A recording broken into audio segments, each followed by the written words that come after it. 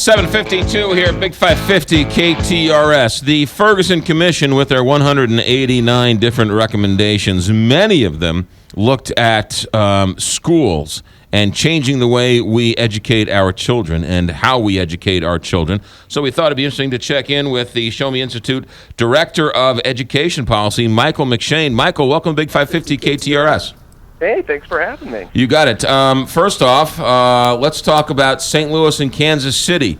Many people say that those are the only schools that need some type of major reform. Do you agree or disagree? I do not agree with that statement. You know, it's funny. I'm Kansas City born and raised. I went to college in St. Louis, and the more time I talk to people in Kansas City about education reform, they always say, oh, well, sure, Kansas City needs it, or, we talk about Normandy, or we talk about Riverview Gardens. I don't think they have a good picture of what's happening in the rest of the state. So what I did recently, I reached out to the State Department of Education and just asked them, could you give me enrollment by district, just looking at the 520 school districts in Missouri, and asked how many kids in each district are enrolled in calculus, in physics, and in AP classes, right? So these kind of higher level courses that we need. And there were over 250 districts in Missouri where not a single student took calculus last year. There were right around 215 districts where not a single student took physics, and there were over 280 districts where not a single student took an AP class. And most of those districts were concentrated actually in rural areas. They weren't the urban districts that we often hear about. So we've got some serious problems, especially for some of our brightest students out in rural areas. Is that because the opportunities aren't there, the classes aren't offered?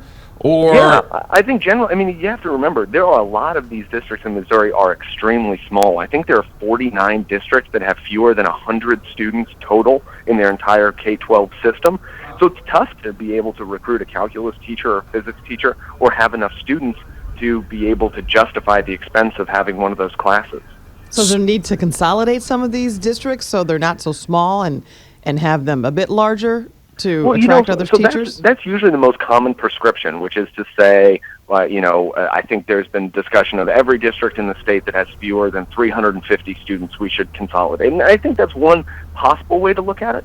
But I think, one of the other kind of myths of education reform that's out there is this kind of persistent belief that schools have to look the same way that they do today, or that they did 50 years ago or 100 years ago. There's lots of opportunities out there through online coursework and others to give smart kids access to AP classes, to foreign languages that you might not be able to offer in your school. So I think there are ways to do it without, in lots of other states that have done consolidation, it's been, an extremely difficult process.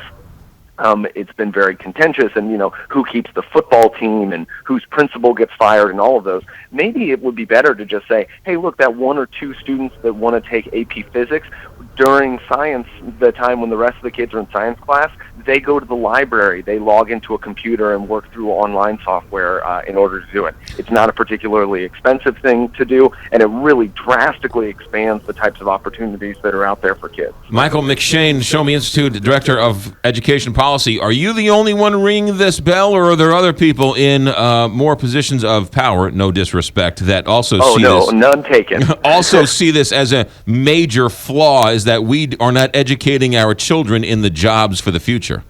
No, there definitely are. There's lots of people that have been involved in this, both in the state and at the national level. But, one of the things that I think we have to sort of get away from are these beliefs that in the way that sort of schools look, in the way that they're organized, and you read it sort of throughout even the Ferguson report.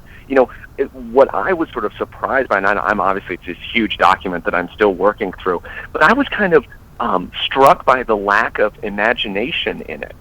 It doesn't talk about, charter schools or more expansive options for students. It sort of says, we have this system, we need to take it as it is and sort of tweak it and mess with it and see if we can get it to perform a little bit better. And I just don't think that is up to the challenges that our students are facing today. What do you think of full all-year school?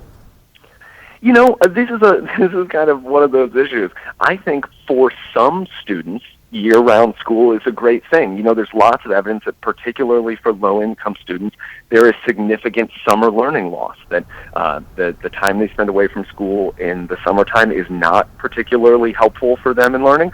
But there's also evidence that for many middle and upper class students, that summer is actually a great time for them. They go to museums, they go to camps, they do all the stuff that we don't necessarily want to take away from them.